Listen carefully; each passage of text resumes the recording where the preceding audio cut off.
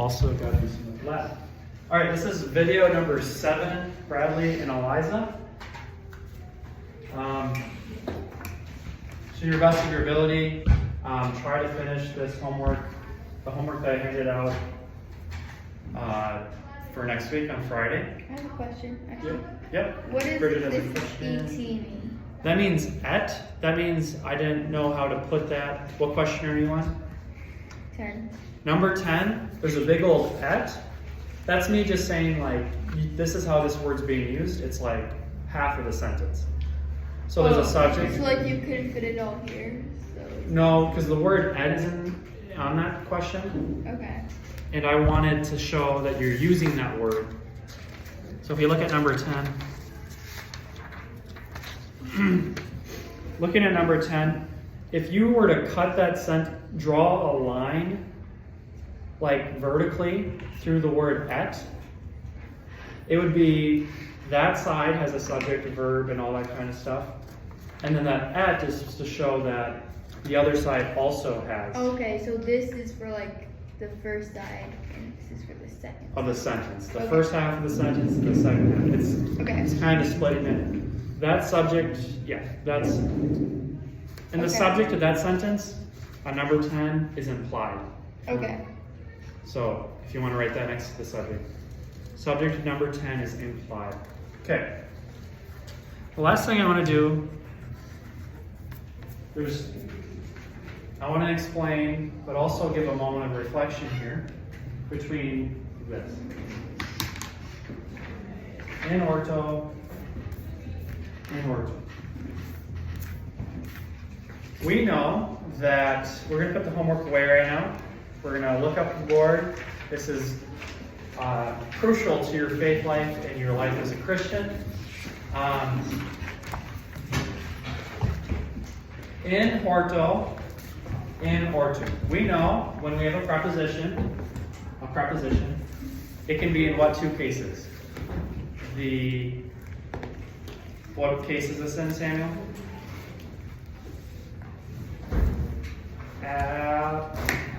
Ablative. What case is this, Samuel?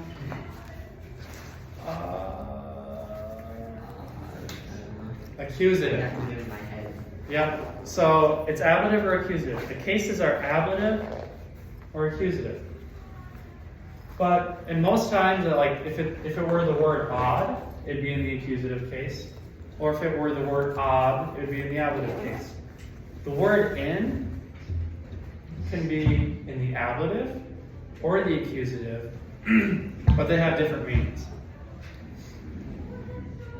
For instance, in ortho, they're in the garden, like they're actually inside of it.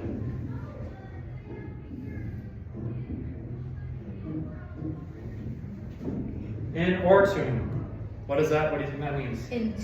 Into. So when it's in the accusative, it's more of like, I'm going in. It's kind of like the word odd, but we're just using the word in. It's like we're going into. We always learned that I think oblative was the in, by, with, from case. Say that again? We learned that oblative was the in, by, with, from case. In, by, with, from. Yep. Exactly. In our faith, the Nicene Creed, which among all Christians I believe is pretty universal. Credo. Does anyone know what that means?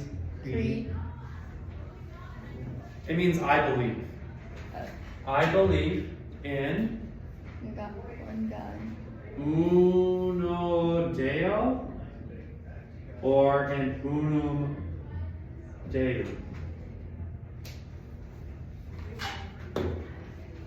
Did the people that made the Nicene Creed, the Council of Fathers, what do you think they did? Raise your hand if you think they did the ablative version or the accusative. Like these are the famous first words, and they're like, we got to get this right.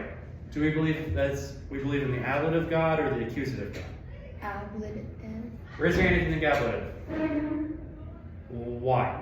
Because otherwise it'd be I believe into one God. Is it? Or by? Because it means I believe in one God.